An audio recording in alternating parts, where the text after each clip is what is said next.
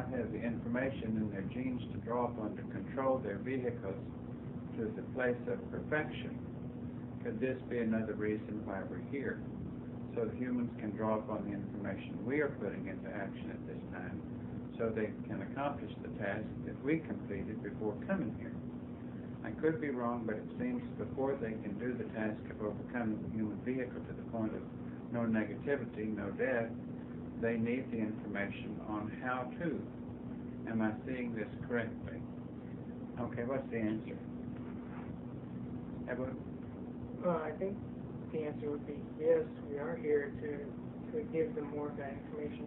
Maybe not to the amount of information they need to be perfect, but it's another step in that direction. Well, yes, and here again is what the point we just made on a question that Sayodi had. When we said in these segments that you want to try to write them in a way that they are not too giant of a leap for the reader, but that if you read between the lines, you could see even what you're saying ultimately. In other words, we use the example of saying that as the gospel writers wrote Jesus' teachings, they spoke to many levels on the level that they were capable of receiving them. They said to you a completely different thing than what they said to the average people, because the average people couldn't take them to them. Now, they were so offensive to the things he said were so offensive to the ears on the whole of the generation when he was living that it's part of what got him bumped off, because it was so offensive and so extreme in their eyes. So your task, hopefully the civilization is a little bit more advanced right now, where they're not going to hang y'all on crosses or do such or act so barbarically to information, but you want to try to be smarter too, to see if you can give information that would be significant to this generation, but could also be written in a way that the generations that followed it could see it in a more advanced level than the existing generation, so that even possibly the end one could see it. Actually, the information was in the Gospels 2,000 years ago that are appropriate even to the end one. He told them what it was all about, but only you have the eyes to see it or the ears to hear it now, because of who you are and because of what you know. Would you be able to see that it was there? No one else can see that it is there, but enough. But they have they like it so, and they adore it so, and they worship it so, that they have to find another way to translate it in order for it to be able to stomach it, because they can't take it quite literally, even though some little segments of society try to take certain of those things literally, and always gets them in trouble. And they don't know which parts to take literally and which parts not to take literally. But the moment they start taking certain of the advanced ideas literally, it always ostracizes them from their communities. But the point I'm making is that even the truth that was applicable to the in civilization, a lot of it was there then. And a lot of it is going to be in what you leave. Should be even more of it. And it should be that the existing civilization, the way you present it, shouldn't find it quite so offensive. They should be able to buy it more easily, but you're still going to have to talk, in a sense, double talk, so that it would speak more to the ears down the line. Because you don't want to turn off the immediate ear. If you turn off the immediate ears, they make genetic stamps of being turned off by it. And then they're going to have to fight harder to reverse that.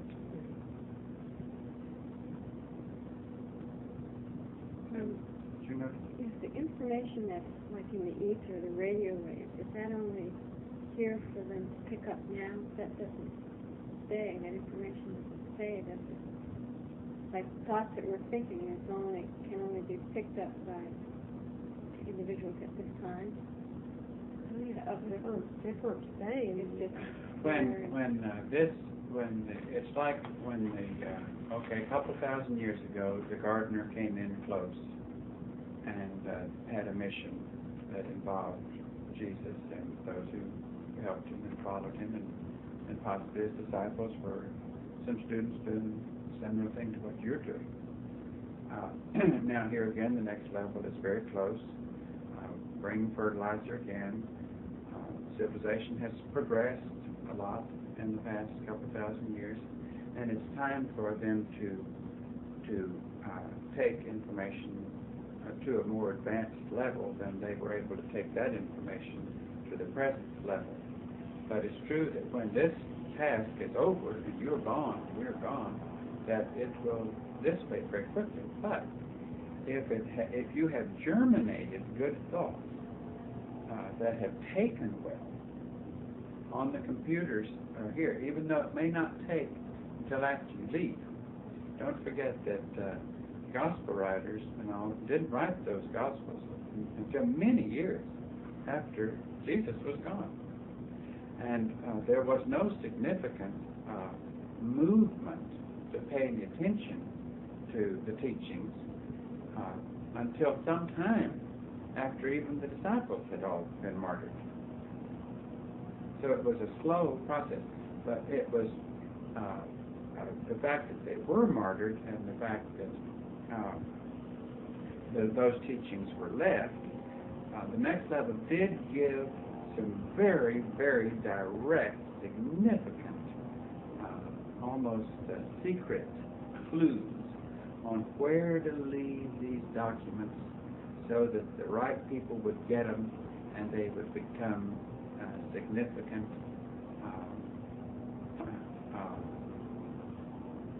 what do you want to call it? Germination for the information to follow. In other words, it had to be carefully planned and controlled that those, even though there's a lot of inaccuracies in there, that information would be exposed enough to become significant. Had that not been exposed, it would have all just died away. Now, either that or the next level, while they were present, left in the unconscious of the plants a strong desire to seek after that information and to make it germinate after they left. You see, because the next level can leave things in the atmosphere while you are here that you're not even aware of. And hopefully, while we're here, the information is now being left for, and we don't even know how it's going to happen, for the information that is left to be picked up, paid a lot of attention to, and to increase in value for the years ahead. If that wasn't so, you wouldn't be here. You know, that has to be so, or you wouldn't be here, because you're not just here for your sake, just to give you more strength and development. You see what I'm saying? So, but when you leave and the next level departs to more for distance, then it's up to that which was left and the preparation for its germination to take hold.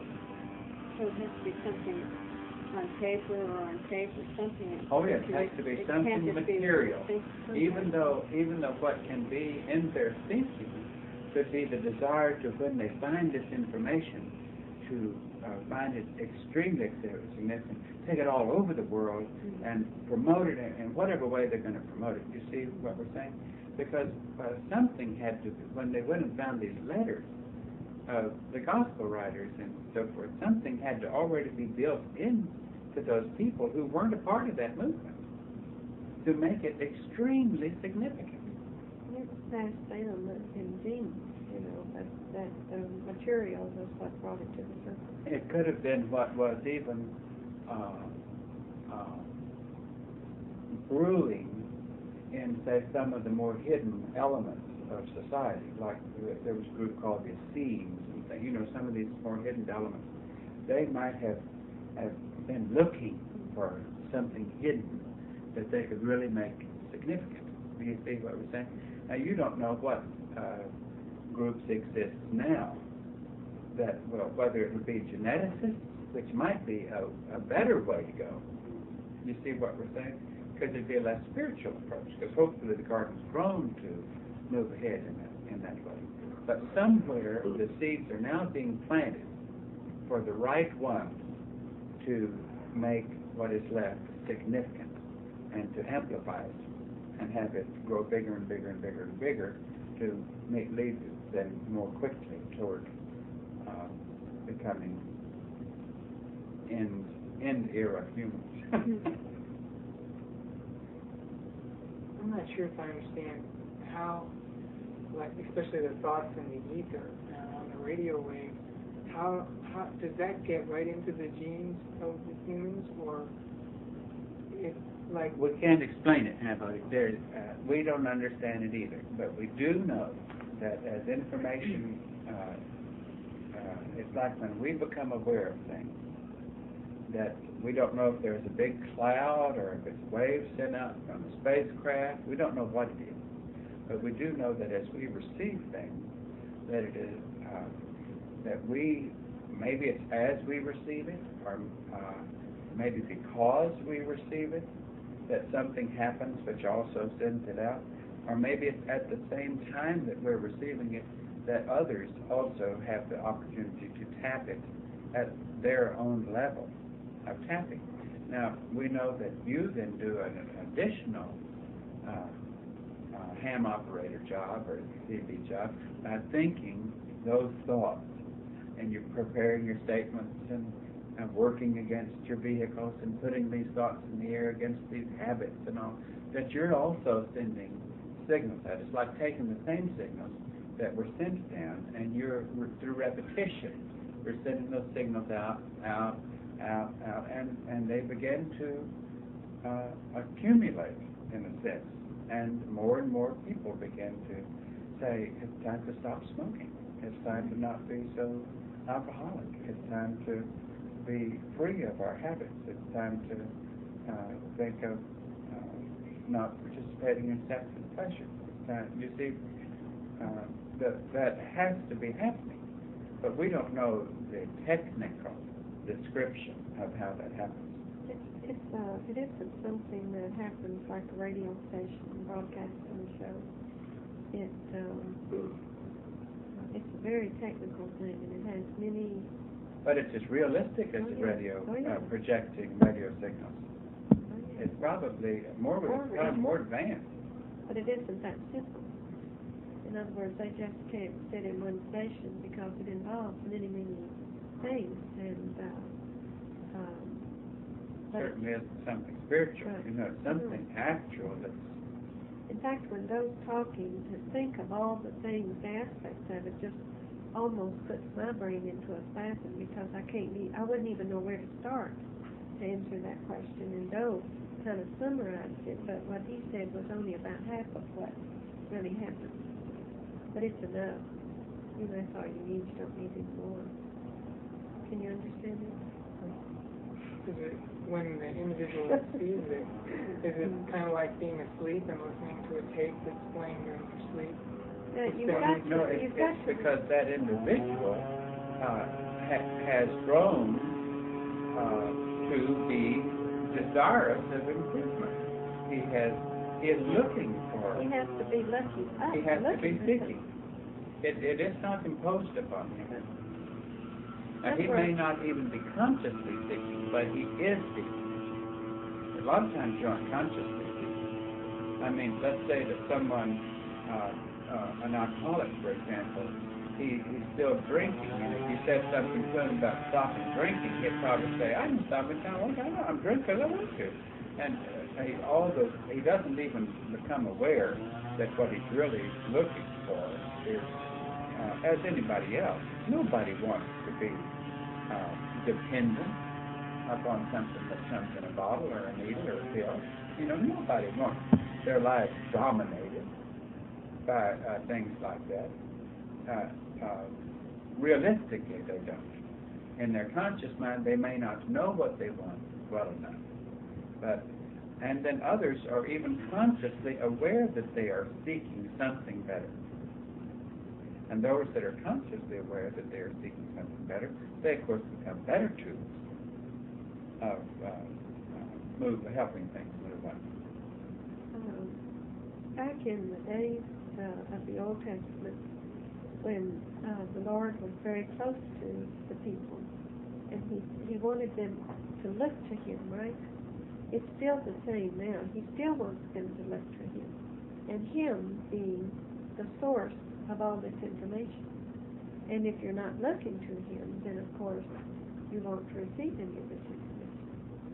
But then that part, the ones who are not looking to Him, will be what we call the shaft, I guess. The shaft. The waste. The weeds. The weeds. The chaff. Chaff. That's what it is. I was thinking how this self-centered thing is a real hard thing to get over, a hump to get over. Now, when T says looking to Him, they may not have to be looking to Him knowing who it is they're looking to. Like if there are some scientists who are really looking for improvement, they're looking to Him, even though they may not know what His name is. You see what I'm saying? But anybody that is looking for improvement, looking for upgrading, looking for becoming more civilized, for less animalistic, for all those, they are looking to Him. Though they don't know that they're looking to Him. It doesn't really matter. Because many times the ones who think they are looking to Him are as off the track, or more so than those who don't know that they're looking to Him. The hard thing, I think one of the hardest things that this society would have to buy or to understand or comprehend, appreciate, would be the concept that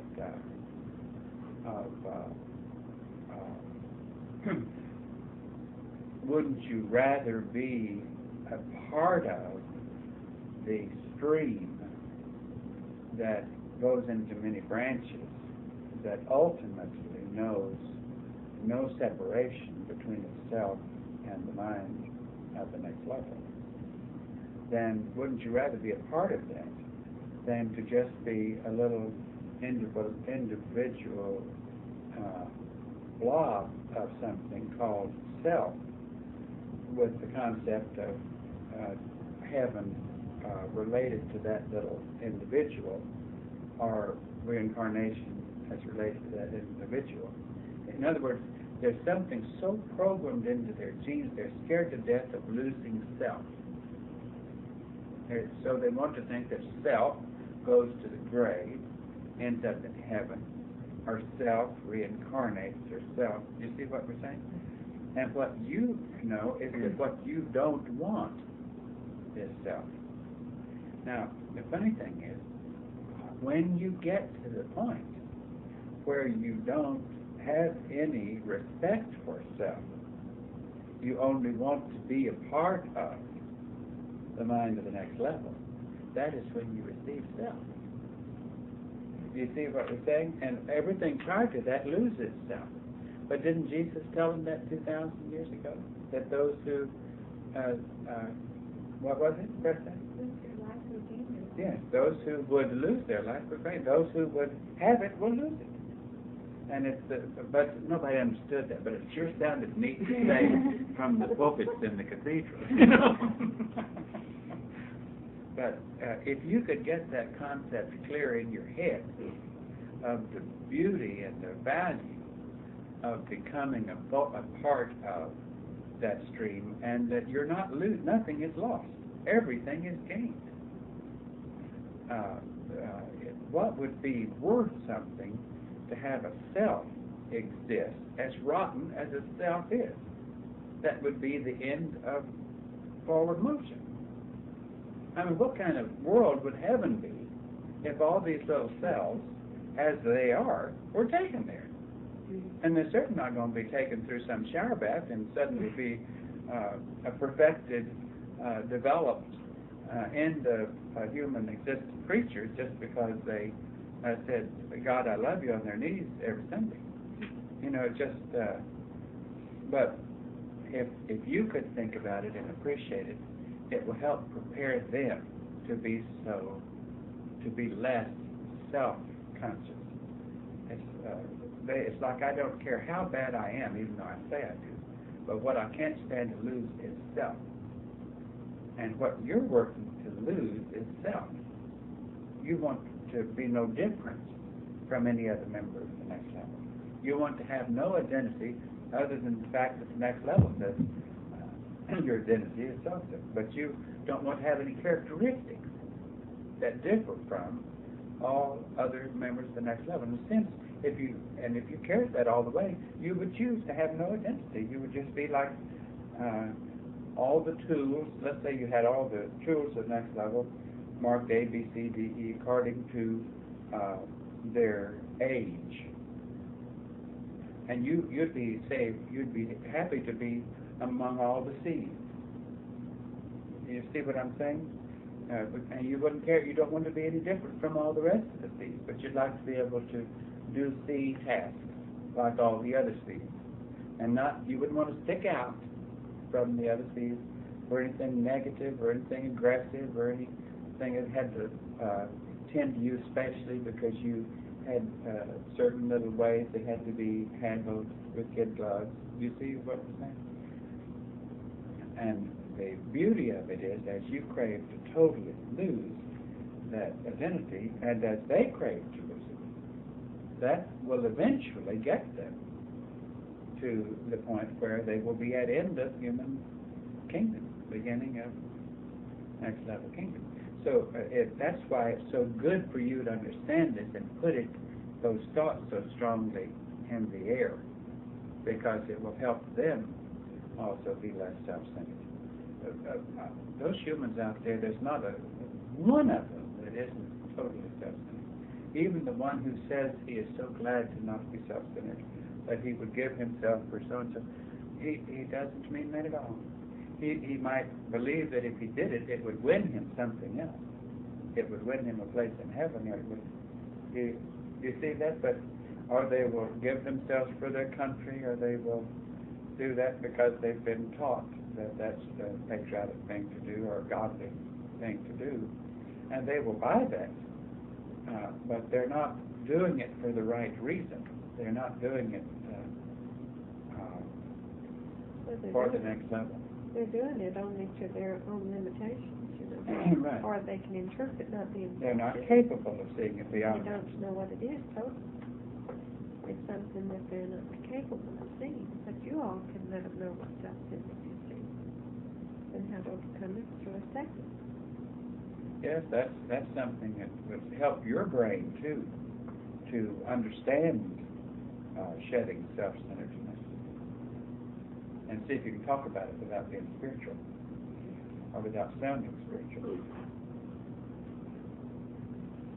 You're talking about someone who is just talking about, I give this for so-and-so, or I give my life to this. But someone who actually does it, would it be different? Well, when they do it, though, they don't do it. It isn't true. They don't even know the meaning of no self-centeredness. They, like, let's say that someone says, I'd give my life gladly for this. Sure, they go do it, but they'll do it because they get a thrill out of being a martyr, or because they hate life so that they'd gladly do it, because they aren't exerting the effort to make a contribution. You see what we're saying? There are all kinds of ways that they could opt to destroy their life, but it's never for the right reasons. Not that there is a right reason, because there isn't a right reason. The only right reason for it is to not destroy your life, but to destroy yourself. your selfishness, your identity, your separateness, your characteristics that are unlike the next level. Those want to be destroyed. Well, self-centeredness isn't necessarily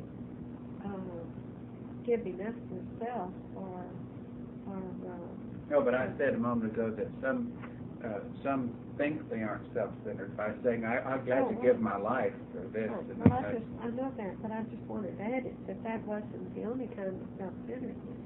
There are Right. many other aspects to it, and you all can exercise your mind to see what they are in writing your segment. Like, for instance, let's take, if you're in the craft work field, this is mostly for you all, and you all can convert it to something else. Wouldn't it be kind of self-centered to want things to run the way you would like for it to be run? It surely Even is. though it's through your interpretation of our procedures that we have given to you, that makes you think that you have the right idea, but the other people don't understand them, aren't following the procedure. To have that much self-centered? trust, in the little segment of understanding that you have, to think that it's so super that you can see others as being wrong and you're being right. That's very self-centered. And yet you're being wrong in seeing that others are wrong and you're right. You see what I'm saying? So you're totally self-centered to believe that your ways are the right ways. And to be able to criticize someone in your class, whether it's in your thoughts or in a 3-time breakage because of the way they dress or what you think they vibrate when they're dressed, is extremely self-centered. Anytime you willingly criticize someone else, there's something wrong in you. In you. Anytime you, even if you're willingly criticizing them for breaking instructions, if I see all of you are breaking instructions and I willingly correct you for it, there's something wrong in me. Do you understand what I mean by willingly? Now, if I'm given the instruction to do it, I'm willing to do the instruction, but I don't like to do it because, of course, my task isn't a fair comparison because our task is to give you those instructions. That is not your task as classmates to see others in that way. But if a number of your classmates have had the biggest difficulty has been the desire of the vehicle to really the vehicle feels inadequate in certain ways. And so to counter for that inadequacy, it chooses to see faults in others, sees them breaking instructions and sees them doing things. That takes the attention off of the fact of the inadequacies of their vehicle.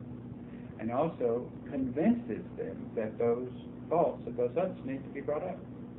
Anytime a classmate would easily or willingly give correction to others or see them in a negative way or find any fault in them, it is only because of something that is awry in that individual. None of you should like to or feel good at even bring 3 times breakage up to someone. You're doing it because you're instructed to do it, and you do it reticently. You don't. You do it because you have to do it, but you don't like to do it. You don't like to bring something to someone else's attention. You're hoping that they will like to receive it because of a desire to correct that thing. You see what we're saying? But if you're getting a little bit of pleasure out of bringing it to their attention, something is seriously wrong. Now, and the trouble is, you are blinded from seeing that you're getting pleasure out of it, because your vehicle would say, I don't get any pleasure out of seeing you break all those instructions. And yet I could not even say that if there wasn't something awry in my vehicle. I couldn't say that in that way without there being something awry in my vehicle. And you can color that thought by thinking, well, this whole place is a mess. This craft, you wouldn't believe what's happening in this craft. And so it's my place. I'm the only responsible person. And so I'm going to see to it that it's run right. Now, this is all unconscious, you know it. None of it is conscious because we don't think anyone is that vicious in your class. But we do feel like it's an unconscious thing of the vehicle, and you ought to try to realize that you're capable of doing it. You know what I'm saying? Capable of feeling that, even though you might not consciously be feeling it. And so therefore you ought to really question yourself. Some individuals we have asked not to write 3-time breakages because they do have a tendency to see things in the wrong way, and they're working on it. And we have at times had to ban your classmates from being able to see anything in others, no matter what it is, that's a security, but being able to see anything, to try to break the habit of the vehicle preventing its own inadequacies and finding fault with others. It's like someone will say to themselves, I seem to be the only one in craft ever concerned with the noise level. I'm just using that as an example. Everyone the one who follows through on things. Yeah, I'm the only one who really follows through on that. Or everyone is free to pick on me, to find everything wrong in me, and they're completely unaware of all the things I'm aware that they do.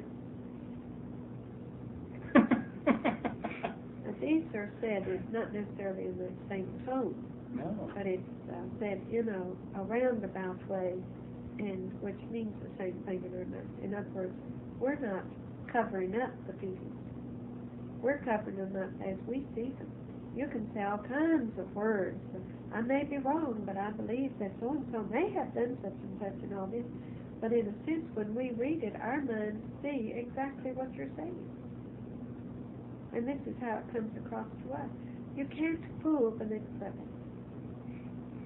They see exactly the way you feel at the time you're writing those notes. And they've been through that. And they know every label that is coming out in that level. If you're being, in that note, if you're being vindictive, if you're trying to, if you're mad at somebody because they've written too many slippage notes to you, about you, and if they just don't like you or something, hopefully that isn't it, but these are the things that hit us in the face when we read your notes.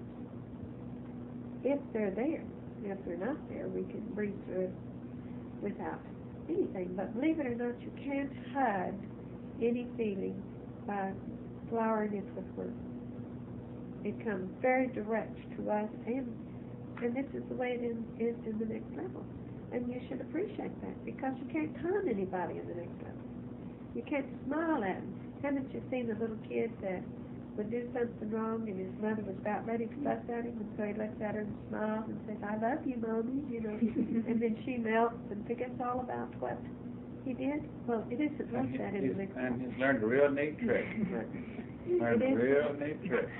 It isn't that way in the next level. You can't con people. And you ought to be glad of that, because it's strictly human characteristic. Even your most secret action and thought that you won't permit to surface because you don't have the courage or don't choose to get rid of it.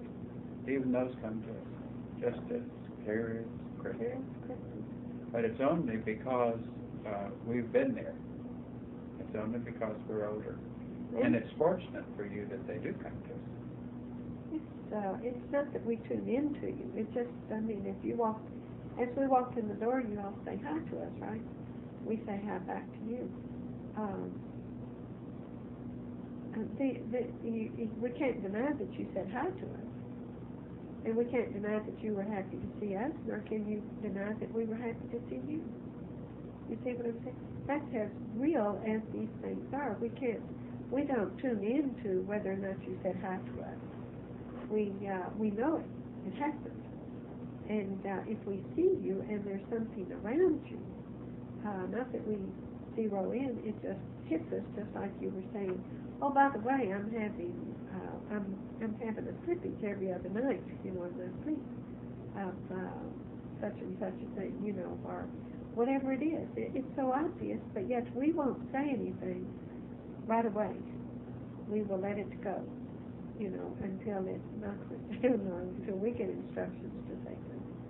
But believe it or not, it's like it's written across your forehead. Right. And even when you're not present, if you think of your teachers while you're working on something, and you're thinking of, like, maybe you're picturing your teacher sitting here and you're trying to recall something that we said in a meeting or a lesson. And anytime you're thinking of something that we have said, you're also sending us you're sending us a readout of yourself. You follow that? That's another aspect of how imagery works.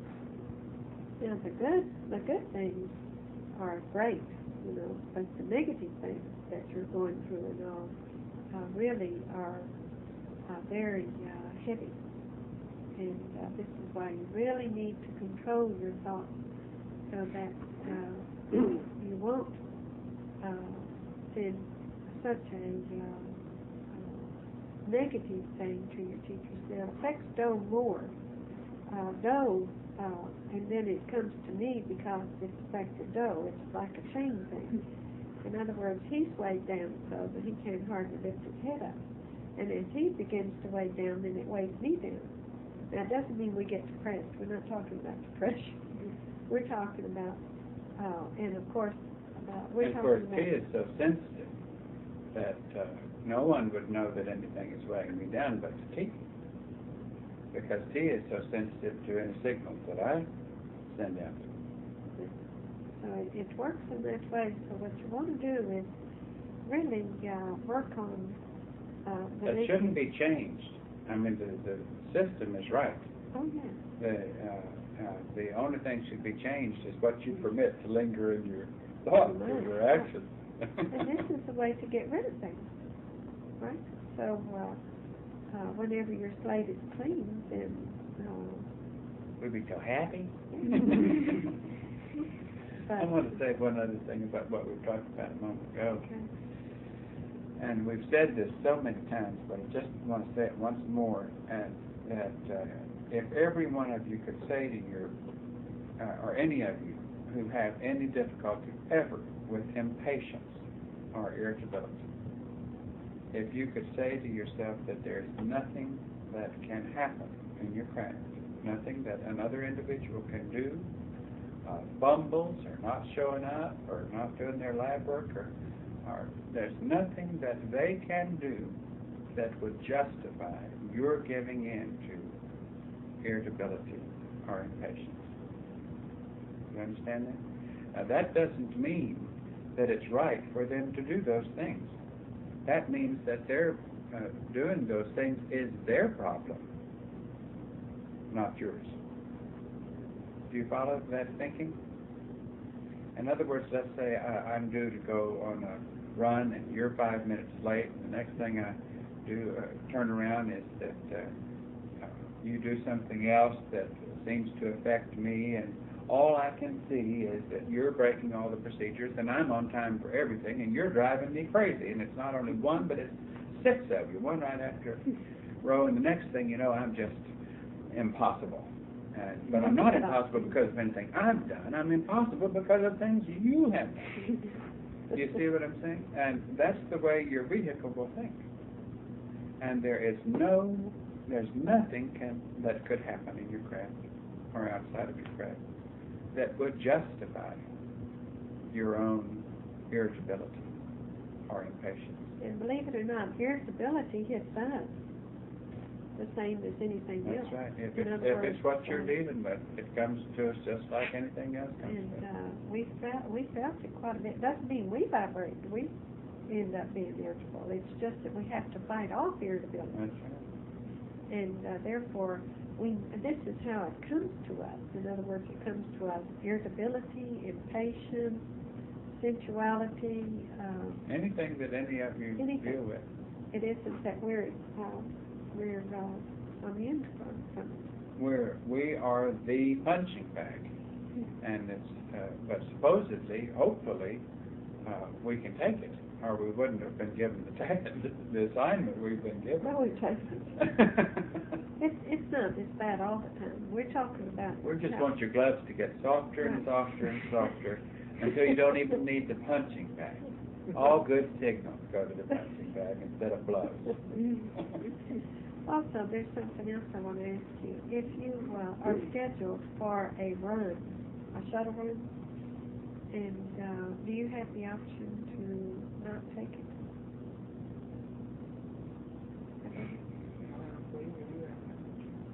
Okay. What if another task comes along that you think you're supposed to do, like vital signs or something else? Or that we have, links hasn't given you to do? Would you opt to not do the shuttle in order to do that other task? Yeah. It's What? not a stat links instruction. Not a it's stat. regular. Uh-huh. And I think you would work it around your shuttle. Right. So you don't have the option, right? What conditions would you be able to not take a shuttle run? Anything at all? I mean, other than a stat, it links test. No exceptions. What if you're with somebody that you don't particularly, or that you feel like you don't want to have a run with? But you still have the option to get out of it? Do you know? I don't think so.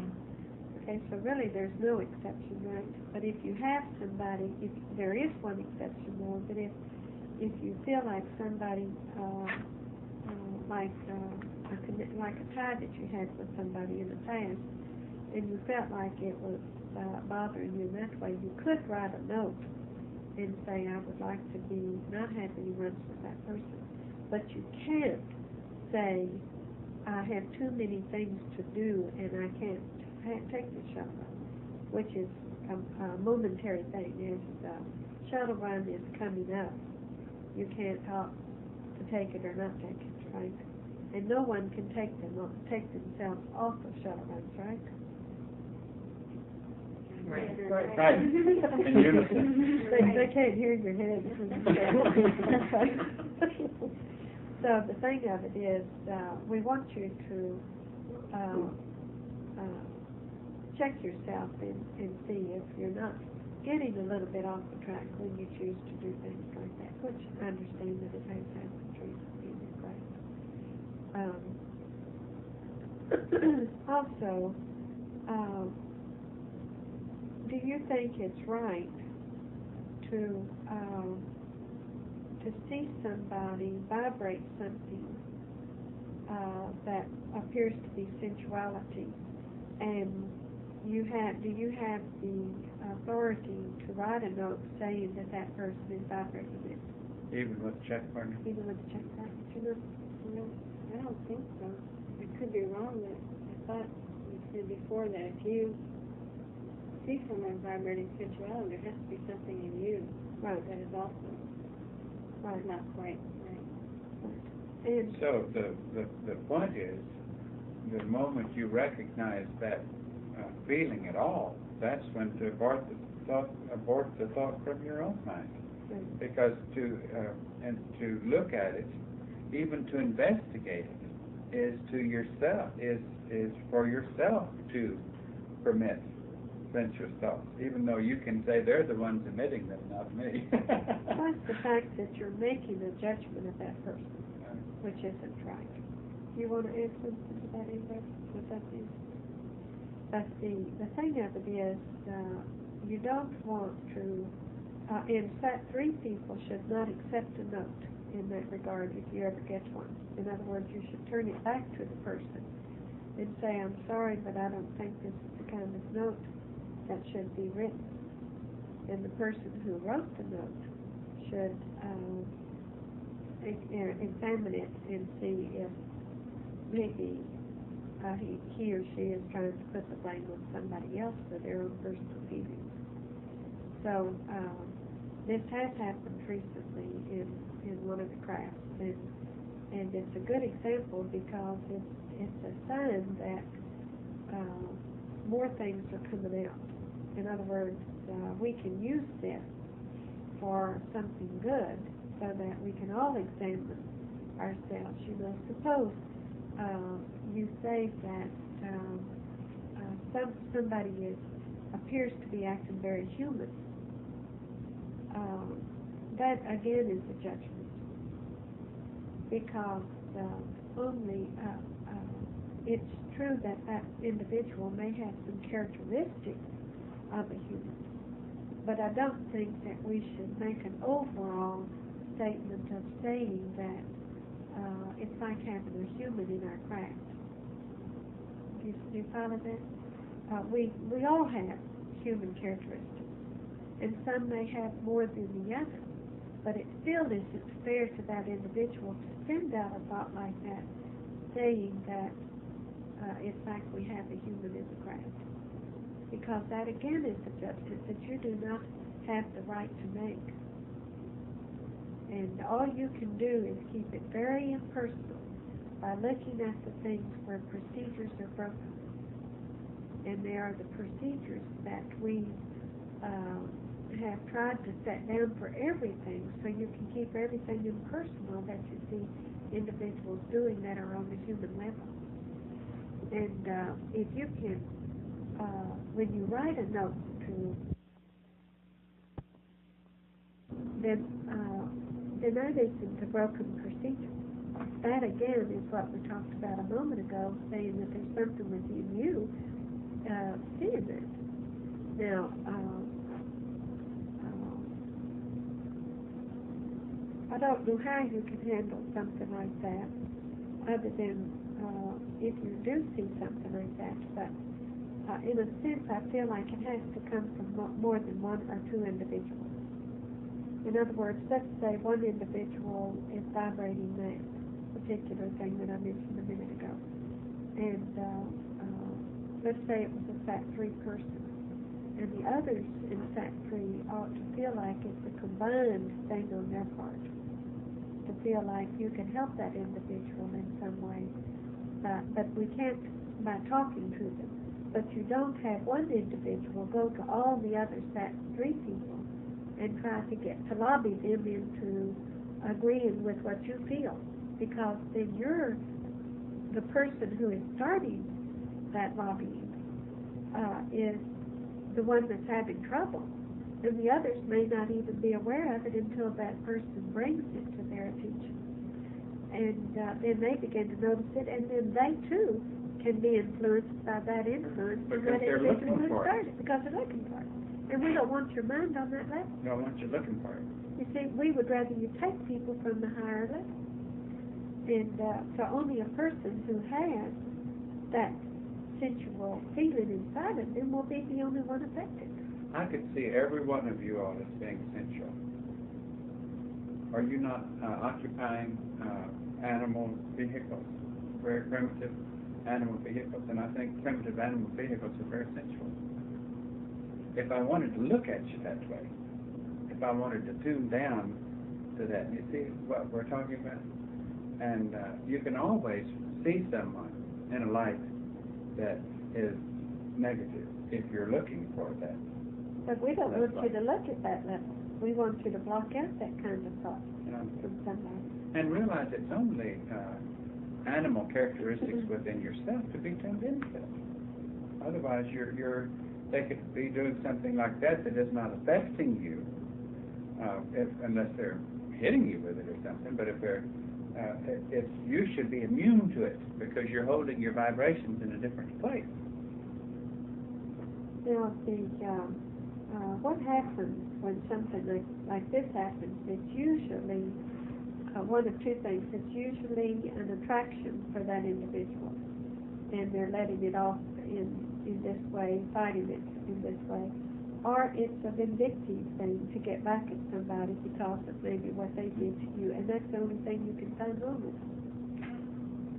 Which is kind of... Because it might be something that you think they have had to deal with in the past, and you feel safe about right. it. Safe about it, bringing it up again. Now, this, believe it or not, this is happening in our craft, but again we say these things are coming out. All that old muddy water is coming out. And also sometimes when an individual is being, let's put in quotes, picked on, meaning they used to get away with things, and now people aren't allowing them to get away with things. And so, in a way, they've decided they want to get back at somebody else and try to find fault with other people, which is a form of vindictiveness also. But what the next level member does when he is bombarded with a lot of, I'm talking about you all in this classroom, when you are faced with a lot of 3-time breakages from people, then you've got to want to receive those 3-time breakages. Now, it's true, it can make you begin to wonder if you do anything right. But if you stop and look at it in the most rational way, you can't possibly do just 1 or 2 things a day, right? You must do 10 or 12 or 50 things a day, and then you only get a 1-time breakage. So that's pretty stupid to think in terms that I can't do anything right, because you've only got 1 breakage. If you get 1 breakage a day, that's not bad at all. We don't like it, but your odds are better on doing more things right than it is doing more things wrong. But it's the moment you begin to feel like you can't do anything right, then you will begin to build something in you that will build resentment and hurt and vindictiveness, because then you want to find something else that somebody is doing right, so you won't be the only one that's getting all this. In other words, basically you're not taking the 3-time breakage in the right way. If you begin to feel like you can't do anything right, even if it comes from me, because we would be putting you down by saying to you, you can't do anything right, because that means everything that you do from the time you get up in the morning, taking your bath, brushing your teeth, putting your uniforms on, or going to your Alex Craft task, preparing an experiment, doing vital signs, doing cursor tasks, doing tolerance, all of that is wrong. You can't do any of that right.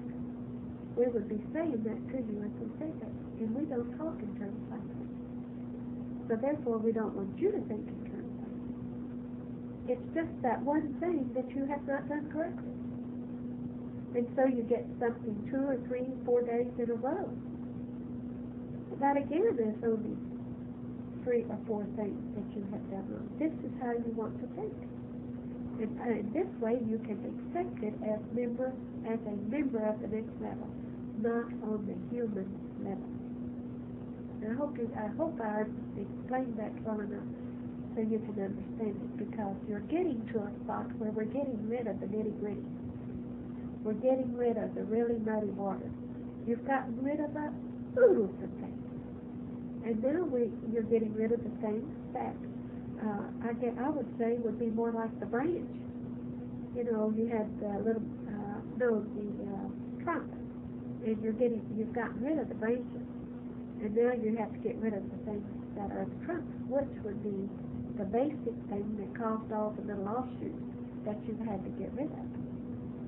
And the trunk is much heavier than the little branches. Yeah, the molasses in the bottom of the barrel. You just have to really get a big old axe and knock it down, but it can be done. But it's going to take, it's hard to, because that's getting to a spot where you are losing everything that you do. And that obedience isn't going to work out. So that's when your mind can come in stronger. Yeah, it feels like it's losing life itself. I think you've got to be sure that you don't sometimes unconsciously cling to certain things that seem to be an asset to you. We've talked a number of times today about sensuality, and I think sometimes even those who say they want to be rid of sensuality the most, unconsciously still want to cling to having a certain amount of sensuality atmosphere about them, because they still want to be seen in an attractive way, or they still want others to like them, or they're afraid to let go of that thing that seems to spark an interest from others, because it's so deeply ingrained. And I don't think that at times you even recognize that you cling to little bitty characteristics that still let your vehicle let off fume of being attractive. Anytime you want to be attractive, that's, in a sense, that's still carrying a sensuality with you, because someone who's attractive has to have a magnet going if it's going to attract anything. Do you see what we're saying? And you wouldn't hurt those of you who have had to deal with that to check yourself and see if you don't unconsciously, if you aren't unconsciously slow to let go of that, almost afraid to lose it, afraid to become someone that isn't attractive. Because, in other words, those who wants to be attractive? No one wants to be attractive. It doesn't mean they want to be ugly. It means that they don't think on that level. It means that they don't vibrate on that human characteristic. That as far as physical vibration or appearance is concerned, they have to make a conscious effort to try to be neat. But they certainly don't want to have a characteristic of lure still with them. Do you see what we're saying? Now, don't translate that wrong and think that you're not supposed to look neat.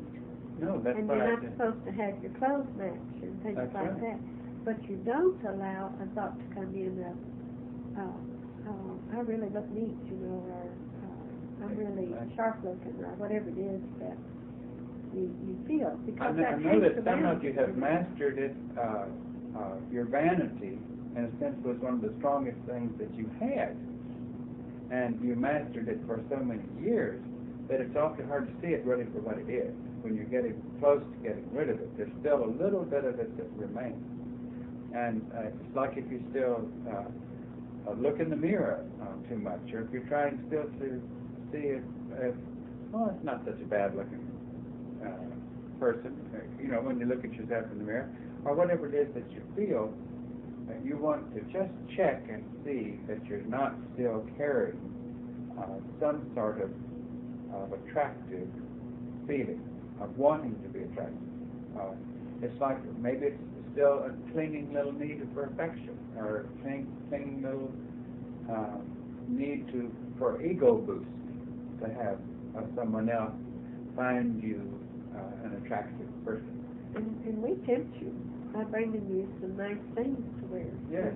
and that will, of course, I don't know if you all feel that way, but when we bring you new things, it automatically opens the door. How does this look on me? Oh, this looks real nice. It shows off my figure or whatever it is. Maybe you don't go that far, but it has a tendency to bring it out unconsciously. And what you want to do is say, yes, it fits me okay. Yes, it goes with what I have.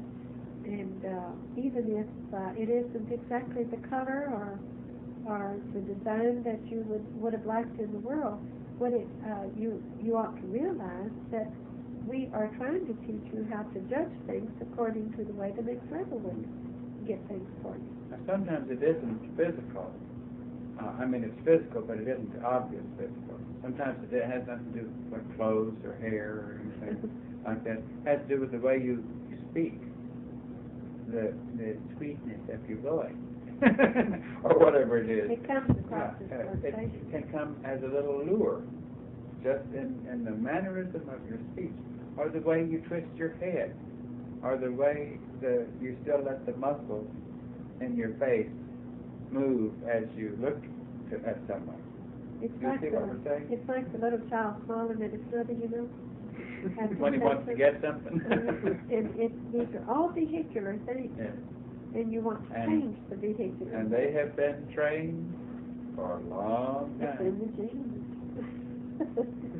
Yes, that's right. It didn't start with you. These are the things that you have to work on, because you just want to be very direct and straight with none of the little gimmicks that the vehicle would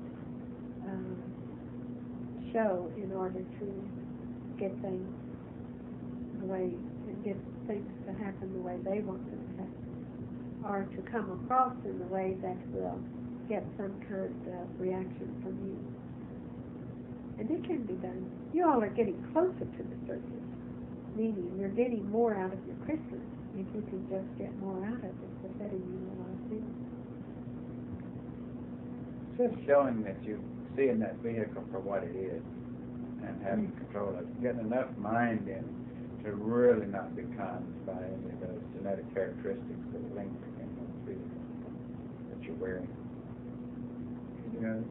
I was wondering if three-time breakage mode is appropriate, like to say somebody is slow at a task or gets distracted while doing lab duties or doesn't see priorities in the lab.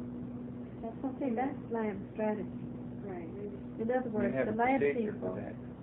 no, that isn't the three-time breakage. That's the ones in the lab need to get together and say, how can we work where things are? In other words, they're not planning their strategy yet. So if it happens in the lab, then no, then that isn't a three-time breakage. But it should be something that the lab crew works together. But let's say you're late showing up for something, and it isn't in the lab, but and it's 3 times breakage. Late Like going to late the for a lab. run or something, and that's certainly Or late getting to the lab 3 times. That would be a breakage. procedure has been broken. But we shouldn't say to people that they are slow and 3 times breakage, or even tell somebody that they are slow when you're working with them. It puts it on a personal level. If somebody's trying addition, they get distracted 3 times. Like when they start thinking about something else, can you write about that? So that's the last thing. In other words, they're delaying getting the cleanup, right? And so what the lab crew needs to do, the ones on that particular crew, needs to have a little meeting together where they can work out their little problems. But you've got to realize getting distracted, we know that it shouldn't happen, but it's also a vehicular thing. And that person's mind isn't on what they're doing. Either that or it has to be either something else. It doesn't mean it's on the human level. It may be that person is trying to think of something that he or she has to do right away, and instead of thinking and drawing at the same time, he or she has to stop. That's not to excuse it. We're not trying to They excuse still it. need to learn to keep their mind on what they're doing. So the crew would get together and say, how can we help? How can we solve our problem of speeding up our cleanup? But you wouldn't say, how can we help? How can we work on getting you from being distracted? See, that's pointing the finger, because that person will automatically examine themselves and say, well, I'll work harder at doing my share, and everybody else will do the same thing, see how fast we can do it, and then hopefully that will practice. But it You're doesn't have surprised to how much point time fingers. it's taken sometimes as people observe someone else being distracted. What are they doing Good at thing the distracted. And when you stop and see what others are doing, then you can't possibly be going as fast as you could be doing yourself. And if they were watching you, they would be saying the same thing about you. So it's a vicious Or a third cycle. person could be seeing you being distracted. Before you know it, it's at a standstill in the lab. Now, whether or not what we pass on to them is done by your thinking about it and writing about it, whether or not they ever receive a turnaround newspaper or not, we don't know. But it may be very likely that they do.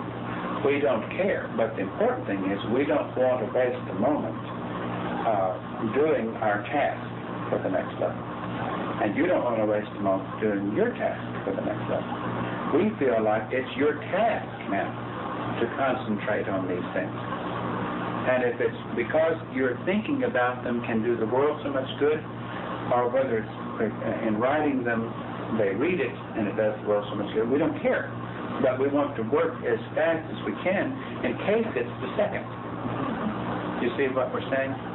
It may be that by working toward that, it does the trick.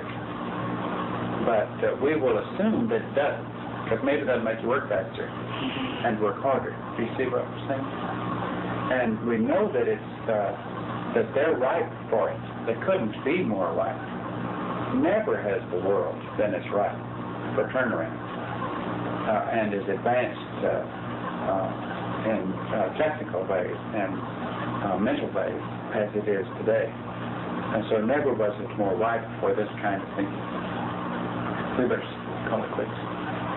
Could I just was thinking on the chicken when you said people that will sit quietly to relax. I guess my thinking again that people who hadn't gotten into this would kind of have to be brought along step by step, like you brought us along. No. So I was kind of going back and Not since you're approaching it this way. I see. In other words, that's why I brought that up, because we don't want you to make them think they have to do meditation. Okay. Because Or even have their own brand of meditation. They don't have to have. because that's entirely different. In other words, the two don't go together. Telling yourself you're not going to get mad doesn't require any meditation at all. It's just a matter Requires on-the-spot practice. On the spot practice. On the spot.